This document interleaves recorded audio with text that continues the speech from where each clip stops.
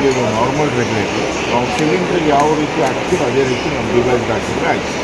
ಇದನ್ನೇ ಸಿಲಿಂಡ್ರಿಗೆ ಫಿಕ್ಸ್ ಮಾಡ್ತೀವಿ. ಸಿಲಿಂಡ್ರಿಂದ ಒಲೆವರೆಗೂ ಎಲ್ಲಾದರೂ ಲೀಕೇಜ್ ಆದರೆ ಆಟೋಮೆಟಿಕ್ ಆಫ್ ಆಗುತ್ತೆ.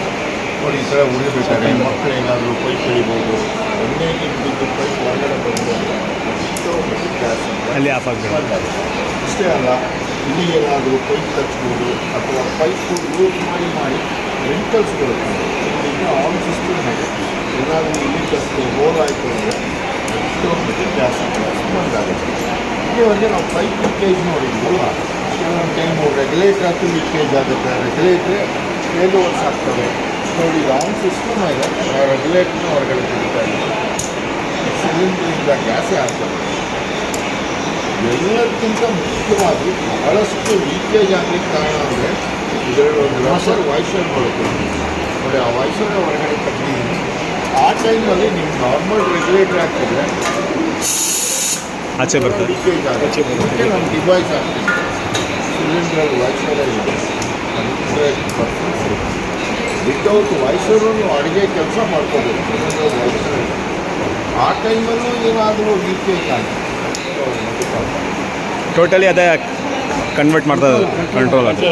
ಡಿವೈಸಿಗೆ ಗ್ಯಾಸ್ ಸೇಫ್ಟಿ ಸೊಲ್ಯೂಷನ್. ನಮ್ಮ ಡಿವೈಸಿಗೆ 3 ವರ್ಷ ವಾರಂಟಿ ಇದೆ, 30 ವರ್ಷ ಲೈಫ್ ಇದೆ. ಇಂಡಿಯನ್ HP ಭಾರತ್ 3 ಸಿಲಿಂಡರ್ಗೆ ಹಾಕ್ಬೋದು. ನಮ್ಮ ಡಿವೈಸ್ ಹಾಕಿ ಏನಾದರೂ ಆಕ್ಸಿಡೆಂಟ್ಸ್ ಆದರೆ ಇದಕ್ಕೆ 15 ಕೋಟಿ ರೂಪಾಯಿವರೆಗೂ ಇನ್ಶೂರೆನ್ಸ್ ಕವರೇಜ್ ಇದೆ. ಇದಕ್ಕೊಂದು ಮೀಟ್ರ್ ಕೊಟ್ಟಿದ್ದೀವಿ, ಅಪ್ರಾಕ್ಸಿಮೇಟ್ ನೀವು ಗ್ಯಾಸ್ ಕ್ವಾಂಟಿಟಿ ಖಾಲಿ ಆಗಿದ್ದು ನೀವೆಲ್ಲ ನೋಡ್ಕೊಬೋದು. ನಿಮ್ಮ ರೆಗ್ಯುಲೇಟರ್ನ ನೀವು ಸಿಲಿಂಡ್ರಿಗೆ ಹಾಕ್ತಿರೋದು ಸೇಮ್ ನಮ್ಮ ಡಿವೈಸು ಹಾಕಿ ಮೇಲ್ಗಡೆ ನಿಮ್ಮ ಮನೆ ರೆಗ್ಯುಲೇಟರ್ ಹಾಕಿದರೆ ಆಯಿತು. ನೋಡಿ ಎರಡೂ ಆನ್ ಇದೆ, ಆದರೂ ನಿಮ್ಗೆ ಸಪ್ಲೈ ಇಲ್ಲ.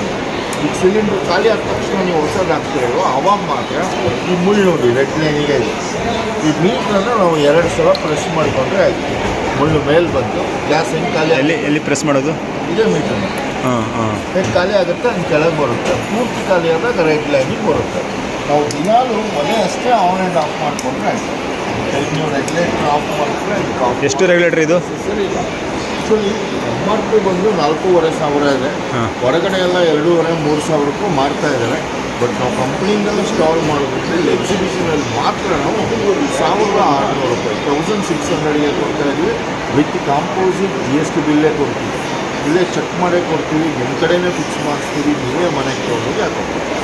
One time investments government approve. ಹೌದು ಸರ್, ಗೌರ್ಮೆಂಟ್ ಅಪ್ರೂವ್ ಡಿಪಾರ್ಟ್ಮೆಂಟ್ಗೆ ಸರ್ಟಿಫಿಕೇಟ್ ಎಲ್ಲ ಒನ್ ಟೈಮ್ ಇನ್ವೆಸ್ಟ್ಮೆಂಟ್ಸು. ನಮ್ಮ ಫ್ಯಾಮಿಲಿ ಸೇಫ್ಟಿ